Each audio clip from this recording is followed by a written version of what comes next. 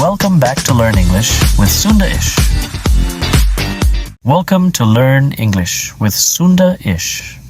Dive deeper into the English language with us. Ever wondered how you could invite a friend for a drink in English-speaking countries? Well, you're not alone.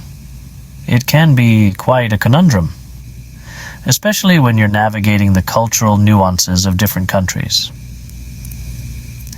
Inviting someone for a drink or coffee is a common part of everyday conversation in many English-speaking countries. It's a casual, friendly gesture that often leads to lively discussions and bonding moments. But here's the catch. The way you extend the invitation can greatly influence the response you get. Do you just blurt out, "Hey, let's grab a coffee?" Or is there a more nuanced approach? And how does the approach differ from the United States to the United Kingdom, or from Australia to Canada? Understanding these subtleties is key to feeling comfortable and confident in English-speaking social settings. Mastering the art of invitation can help you build stronger relationships and have more meaningful conversations. Now you know why it's important to master this. Let's delve deeper into the how. The key to a casual invitation is keeping it simple and friendly. Now, let's dive into some examples. Picture this. You're finishing up work and you want to catch up with a friend. You might say, "Want to grab a coffee?" It's a casual and relaxed way to ask someone to spend some time with you. Or perhaps you're at a sports event and you're in the mood for some company.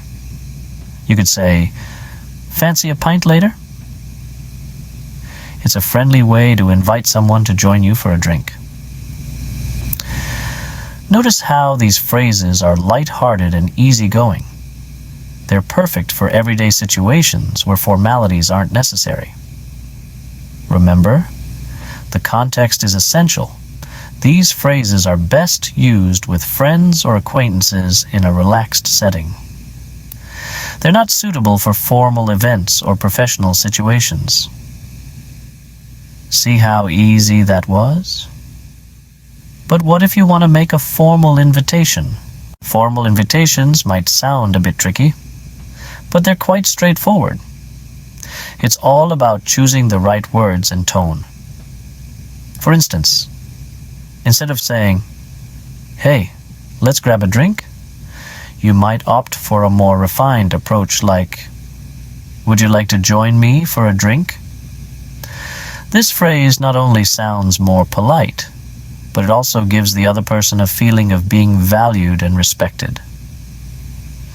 Now imagine you want to invite someone for a casual coffee chat, but in a formal way.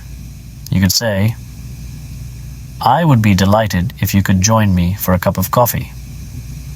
This is a perfect blend of courtesy and warmth, making the other person feel important and wanted.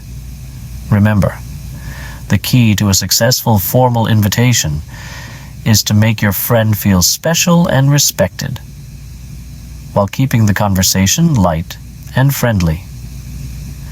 Now you're equipped to invite a friend for a drink, be it a casual or a formal setting. Remember, an invitation is only half the conversation. The response is just as important. Now let's dig into how you can respond to an invitation. Whether you're accepting or declining, it's key to do so politely and with grace. If you're accepting the invitation, you might say something like, "That sounds great. What time?" This shows enthusiasm and interest. Another example could be, "I'd love to. Where should we meet?"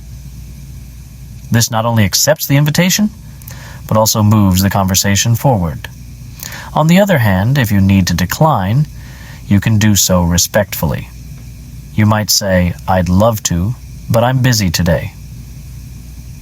This response is polite and leaves the door open for future invitations. Another polite decline could be, Thanks for the invite, but I have other plans. And there you have it. A complete dialogue of inviting a friend for a drink. So, are you ready to invite your friends out for a drink? We've come a long way together in this video, haven't we? We've explored the art of invitation, delved into the casual invite, and polished our manners with the formal invite. And let's not forget the essential skill of crafting an appropriate response. Remember, practice makes perfect. So don't hesitate to use these phrases in your day-to-day conversations. The more you practice, the more natural it will feel. And before you know it, you'll be sipping coffee or enjoying a drink with friends, chatting away in English like it's your second nature. This is just the tip of the iceberg, though. There are countless more phrases, idioms, and cultural nuances to discover. So why stop here?